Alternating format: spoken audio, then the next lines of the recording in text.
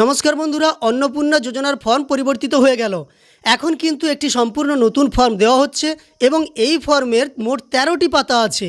আগের ফর্মটিতে 12টি পাতা ছিল, এই ফর্মে মোট 13টি পাতা আছে। একই সঙ্গে দেখতে পাচ্ছেন পশ্চিমবঙ্গ সরকার লেখা একটা জলছাপ এসেছে। তারই সঙ্গে একটা বড় পরিবর্তন হয়েছে, যেটা অবশ্যই ফিল আপ করার সময় আপনাকে সাবধানে পূরণ করতে হবে, না হলে আপনি সমস্যায় পড়ে যেতে পারেন।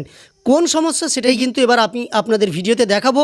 আর এই ফর্ম আপনি পেয়ে যাবেন সরকারি ওয়েবসাইট socialsecurity.wb.gov.in, এখান থেকেই পেয়ে যাবেন। আগের ফর্মটাও সেখান থেকেই পাওয়া গিয়েছিল, বর্তমানে ফর্মটা পরিবর্তন হয়ে গেছে। একই সঙ্গে socialsecurity.wb.gov.in এখানে হিন্দি ভাষার ফর্মটাও চলে এসেছে। ইংরেজি, বাংলা, হিন্দি 3টি ল্যাঙ্গুয়েজে এখন আপনি ফর্ম ডাউনলোড করতে পারবেন।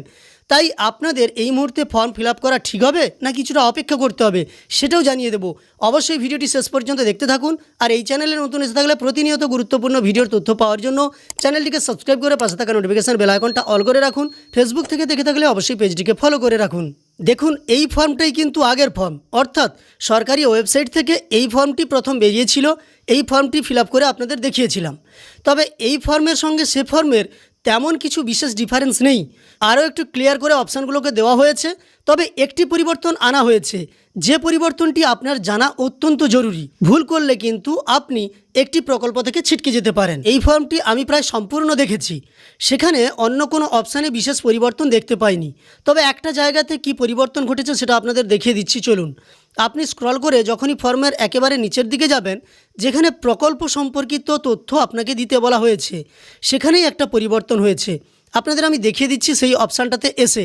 দেখুন, এখানেই আছে, এই জায়গাতে লক্ষ্য করুন, সরকারি প্রকল্পের আওতায় সুবিধা। এক্ষেত্রে দেখুন, আপনি কি কোনো সরকারি প্রকল্পের সুবিধা ডিবিটির মাধ্যমে পাচ্ছেন? এই অপশনটি সেই ফর্মেও ছিল, আমি আপনাদের দেখাচ্ছি। দেখুন, এই ফর্মেও কিন্তু অপশানটি ছিল। তবে নতুন করে এই ফর্মে যেটা সংযোজন করা হয়েছে, লক্ষ্য করুন, এখানে নির্দেশনায় বলা হয়েছে যদি হ্যাঁ হয় তবে প্রকল্পের নাম উল্লেখ করুন এবং নিচে আরেকটি কথা যুক্ত করা হয়েছে, প্রকল্প থেকে বেরিয়ে যেতে টিক বক্সটি চিহ্নিত করুন। এটাই কিন্তু একটা নতুন অপশান যুক্ত হয়েছে এবং এই জায়গাতে সেটা আপনি দেখতে পাবেন। প্রত্যেক পরিবারের সদস্যের ক্ষেত্রেও ওটা আছে, যেমন পরিবারের প্রধানের ক্ষেত্রেও আছে। একইভাবে আপনি নিচের দিকে চলে যান, সদস্য 1-এর ক্ষেত্রে আছে, সদস্য 2-এর ক্ষেত্রে আছে, এইভাবে 5 জন সদস্যের ক্ষেত্রেই কিন্তু দেওয়া আছে।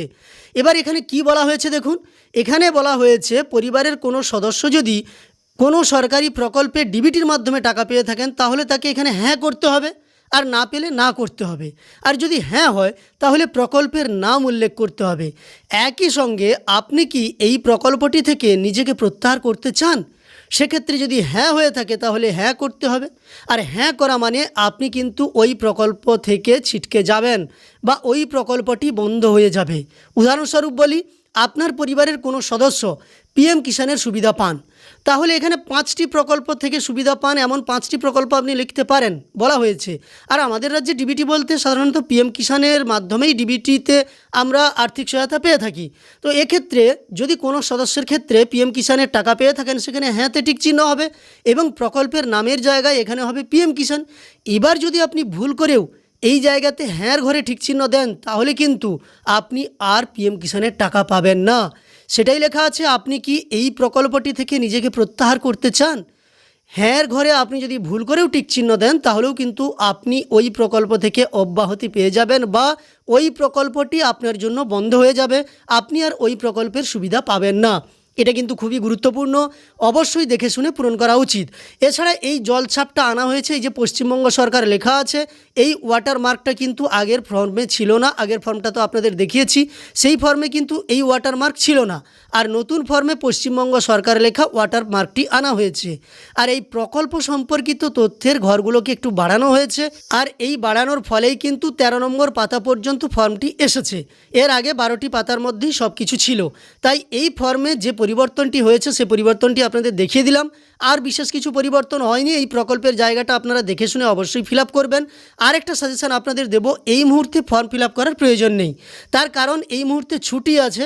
তাই আপনি হাতে কয়েকদিন সময় পাচ্ছেন, সোমবার মঙ্গলবার ফর্ম জমা নেওয়া হবে, তাই একটু ওয়েট করুন। কেন বলছি কথা, যেহেতু অল্প সময়ের মধ্যে ফর্মটির একবার পরিবর্তন ঘটেছে, তাই অন্য কোনো পরিবর্তন ঘটতেও পারে। আপনি আপাতত একটু অপেক্ষা করে যান, দেখুন ফর্মের কোনো পরিবর্তন হয় কি না, তারপর কিন্তু আপনি দেখে শুনে ফর্ম ফিল আপ করবেন বা ফর্ম ফিল আপ করে জমা করবেন। তাড়াহুড়ো করার প্রয়োজন নেই, যেহেতু এখন ছুটি চলছে, তাই আপনি আরেকটু ওয়েট করে যান। ভালোভাবে খোঁজ নিয়ে তারপরই ফর্ম ফিল আপ করা ভালো। আর সরকারও এমনিতে বলেছে তাড়াহুড়া না করে আপনারা ধীরে ধীরে আপনাদের ফর্মগুলো জমা করবেন। 90 দিনের লক্ষ্যমাত্রা নিয়েছে সরকার এবং সরকারিভাবেও সাহায্য করা হবে এমনটা জানানো হয়েছে। তাছাড়াও এক্স্যাক্ট কোথায় ফর্ম জমা নেওয়া হবে তা সরকারিভাবে এখনও পর্যন্ত জানানো হয়নি, তাই আপাতত আপনি একটু ওয়েট করে যান। যাই হোক, এরপরেও আপনার কোনো প্রশ্ন থেকে থাকলে অবশ্যই কমেন্টে জানাবেন আপনার মতামত। একই সঙ্গে ভিডিওটি ভালো লাগলে লাইক করবেন, চ্যানেলটিকে সাবস্ক্রাইব করে পাশে থাকা নোটিফিকেশান বেল আইকনটা অল করে রাখবেন। ফেসবুক থেকে দেখে থাকলে পেজটিকে ফলো করে রাখবেন।